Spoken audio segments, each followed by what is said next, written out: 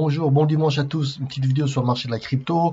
Également, on va parler de la bourse et du Nasdaq, incroyable.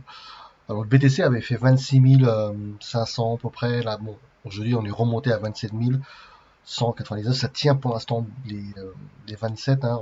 On est dans un range en fait entre 25 et 30 000 à peu près. Et donc, il y a encore l'histoire du plafond de la dette aux États-Unis. Donc il est possible que l'indice qu'on redévisse parce que la semaine dernière, le Nasdaq a explosé avec Nvidia, incroyable. On va voir ça juste après. Concernant les performances en fait, alors sur Nvidia, c'était incroyable. Regardez, euh, 2023, hein, le returns Nvidia 167%. Tout ce qui est fintech au monde, Facebook Meta également 118%. AMD 96, Tesla plus 57%, Amazon plus 43%, Google plus 41%, Microsoft également qui a investi dans le chat de GPT 39%, Apple également explose à 35%, le Nasdaq 100 plus 31%, S&P 500 10%, le Dow plus 1%, ça n'a pas trop bougé le Dow. Et également, on se rend compte que en fait, tout ce qui est fintech lié à artificial intelligence, en fait, ça fait pousser, en fait, ça fait pomper l'action de Nvidia, donc qui investit beaucoup dans tout ce qui est artificial intelligence. Forcément, 167, ça a des bons chiffres d'affaires en plus. Hein. Les résultats étaient sortis, donc très positifs pour Nvidia. Également, ça a poussé tout le monde, hein.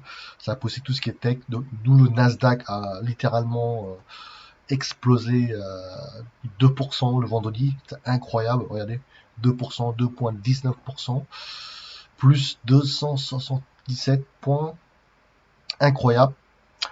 Et c'est vraiment étonnant parce que on a l'impression que le marché ignore pour l'instant la hausse des taux, hein, parce que en plus il y a le plafond de la dette qui n'est pas réglé.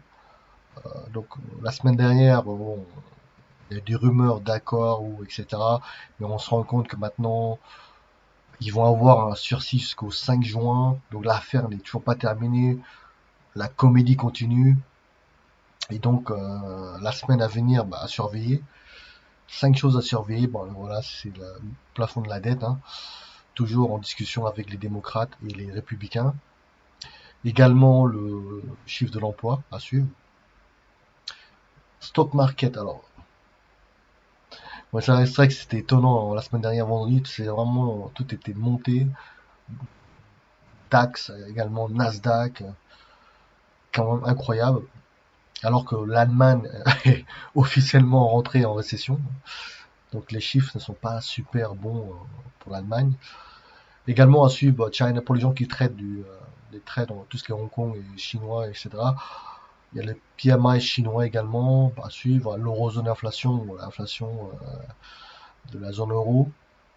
Voilà, donc ce qui se passe en ce moment est vraiment étonnant. Et donc, et pourtant, on parle de quand même d'un risque de crack. Je sais pas quand. Il y a des gens qui pensent que c'est à la rentrée, peut-être au mois de septembre, au mois d'octobre, je n'en sais rien. Mais j'ai l'impression que wow, le marché veut monter, hein, continue à monter, et peu importe la hausse des taux ou pas. Et alors l'impact qu'on a maintenant sur tout ce qui est gold, gold a fait bon après 2050, bien sûr, il y a toujours une correction. C'est toujours comme ça, donc, sans surprise. L'or a fait 1963. Certains pensent qu'il va descendre à 1900. Peut-être, c'est possible. D'autres voient plus bas. Et donc, c'est à suivre. Pour le silver également. Silver, le problème de silver, c'est que ça dépend également de tout ce qui est activité industrielle. Donc, s'il y a récession, ça peut faire descendre beaucoup plus bas, en fait, tout ce qui est silver. Là, on voit que le Brent, oui, ça fait quand même 76 dollars. Alors qu'avant la guerre en Ukraine, c'était dans les 80, 85 dollars. Et là, également le natural gas, le gaz naturel, ça a corrigé de plus de 70%, il est à 2 dollars maintenant. Et pourtant, dans la facture du gaz que les gens payent en fait en 2023, elle n'a pas baissé en fait, d'accord? Elle n'a pas baissé parce que les entreprises de gaz, etc., lorsqu'ils achètent des contrats, ils achètent des contrats qui sont à un prix fixe sur XX mois. Et forcément, l'impact de la baisse du prix du gaz, on ne la voit pas. À moins peut-être de changer de fournisseur de gaz, d'énergie et de renégocier le contrat, d'avoir un nouveau contrat pour pouvoir avoir des prix du gaz beaucoup plus bas. Mais sinon, pour les gens qui ont l'ancien contrat, voilà, donc ils continuent à payer des prix du gaz lorsqu'il était à 10 dollars, 7 dollars, hallucinant. Également, on ne voit pas également à la pompe, parce qu'à la pompe, c'est plus de 2 euros en fait le litre hein, en France, station d'essence. Pourtant, le prix du Brent a baissé. Les gens ne le voient pas. C'est parce qu'il y a du taxe. Hein. Il y a forcément des taxes. C'est quand même incroyable tout ça. Et donc, tout ce qui est BTC maintenant. Le BTC, alors le BTC, il y a des gens qui le voient à 20 000 en fait. Après, il y a des gens, 10 000, ça c'est vraiment incroyable qu'on arrive à 10 000. Tant mieux pour les gens qui font, bien sûr, du dessin à long terme. Mais j'ai du mal à voir dans les 10 000, peut-être 20 000 ou 15 000. 10 000, j'ai vraiment du mal à. S'il arrive à 10 000, je pense qu'il y aura beaucoup d'acheteurs. D'accord? Il y a quand même beaucoup d'investisseurs particuliers, professionnels. Je pense qu'à 10 000, ils vont pas louper l'occasion de rajouter, d'acheter à ce niveau-là, quoi, 10 000. D'accord?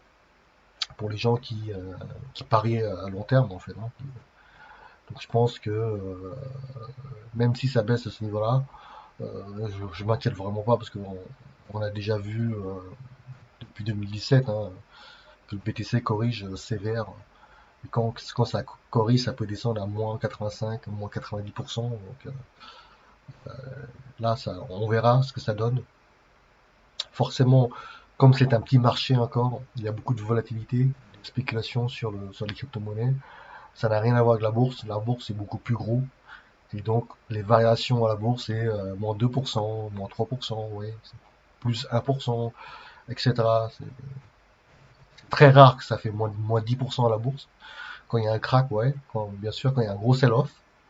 Mais parce que c'est énorme le volume à la bourse, d'accord, comparé au marché de la crypto. C'est pour ça qu'il y a beaucoup de volatilité tout en BTC, Ethereum, etc. C'est beaucoup trop petit encore. C'est pour ça que on voit des moins 15, plus 20, moins 30 sur le marché de la crypto. Donc, je m'inquiète pas du tout sur ça. Faites-moi un commentaire. Est-ce que vous pensez que le artificial intelligence, c'est le futur? Est-ce que les projets crypto vont cartonner dans tout ce qui est artificial intelligence ou pas? Faites-moi un commentaire si vous pensez que c'est vrai, que ça peut arriver. Hein. D'accord? Donnez-moi un peu votre avis sur ça. Autre chose, je vais vous montrer. Alors, il y a une vidéo très importante pardon, de JP Morgan, en fait, Jimmy Dimon. Il explique qu'en fait, everyone should be prepared for rate going higher from here. En fait, il pense que les gens devraient se préparer à que les taux d'intérêt soient beaucoup plus élevés, en fait, voire 6 à 7% ou 8%. Donc, c'est ce qu'il dit, on va voir. To retain capital is not to make the next loan. So I think you are going to see that. And I think everyone should be prepared for rates going higher from here. You know, that if 5% is not enough in Fed funds, and I've been advising this to clients and banks, you should be prepared for 6 or 7. You should be prepared for on the 10-year bond. And I also feel this way. The Fed doesn't control the 5 or 10-year rate. They control the overnight rate. So while they've been raising the overnight rate, there's still too much liquidity in the system, which is why stocks are high, bond spreads are still, you're all talking about recession, not reflected in bond spreads. So I think there's a chance you can have rates ticking up, and not to 3.78. I'm talking about 4.25, 4.5, 5, 6, hell, maybe even 7. I would be prepared for higher rates if I were someone. Whether it happens or not, we don't know, but you should be prepared for it. You're already seeing credit tightening up. Donc, il voit les taux vers 7% au moins, ou même plus que 7%, pourquoi pas à 10, hein, c'est quand même incroyable. Et donc il est vraiment étonnant que le marché ignore ça. Et c'est quand même un risque, parce qu'à hausse des taux à 7 à 10%, il y a beaucoup d'entreprises qui sont endettées, beaucoup d'États qui sont endettés. Lorsqu'il y a hausse des taux, bah, vous avez la charge d'intérêt à payer qui est énorme, surtout pour les Américains et les Européens en fait. Quand il y a une hausse des taux, enfin, quand on arrive vers 7%, c'est que l'État va augmenter des impôts, en fait, les taxes pour pouvoir payer la dette en fait. Et donc, c'est étonnant que le marché, vous voyez, ignore pour l'instant, je trouve, euh, la hausse des taux de la Fed parce qu'elle est quand même violente en fait, la hausse des taux. C'est fait de manière rapide, à moins que par derrière ils rajoutent de la quantitative easing, en fait, ils refont la planche à billets par derrière pour soutenir. Officiellement, ils disent qu'ils arrêtent en fait, mais derrière, en fait, ils réinjectent quand même la liquidité. C'est une sorte de carburant, la dette en fait, dans une économie d'endettement. Donc, s'ils arrêtent l'impression monétaire, tous les systèmes s'effondrent. Vous voyez que donc c'est pas, c'est la dette en fait qui fait fonctionner. C'est le carburant de l'économie dans une économie d'endettement. Donc voilà. Autre chose que j'ai testé, c'est ChatGPT. En fait, ils ont fait une nouvelle version 4 en fait, rajouté une option plus qui s'appelle qui se connecte à Internet, ce qui est vraiment génial. Et ils ont mis le navigateur, pardon, de Microsoft, Bing en fait. Donc ça permet de vraiment faire des recherches en temps réel en se connectant en fait le robot, le bot va se connecter directement sur le réseau d'internet et pouvoir avoir des données, des datas incroyables. Là j'ai fait un petit test en fait. J'ai demandé montre-moi tous les prix en fait de Pio en fait depuis 2017 et là il m'a affiché voilà 2017 14 000 2018 en fonction du mois en fait, hein, bon, parce que j'avais pas j'aurais dû préciser, faire une phrase beaucoup plus claire, etc. Mais c'est quand même incroyable. Vous voyez, vous pouvez même euh, poser des questions par exemple sur la concurrence, sur Tesla par exemple, si vous voulez pas faire vous-même des recherches sur Tesla, vous posez la question au bot en fait d'afficher en fait tout ce qui est bilan comptable de Tesla par exemple, etc., financial statement, et ben il va le chercher en fait, ce qui est vraiment incroyable. Et je pense que c'est vraiment c'est l'avenir, hein. Ça peut changer vraiment beaucoup de choses. Il peut même, j'ai vu des vidéos où ils expliquent qu'il arrive même à écrire un bouquin, à écrire un scénario pour vous. Donc si vous voulez, si vous expliquez clairement ce que vous voulez en fait, il est capable de vous sortir des phrases mais incroyables.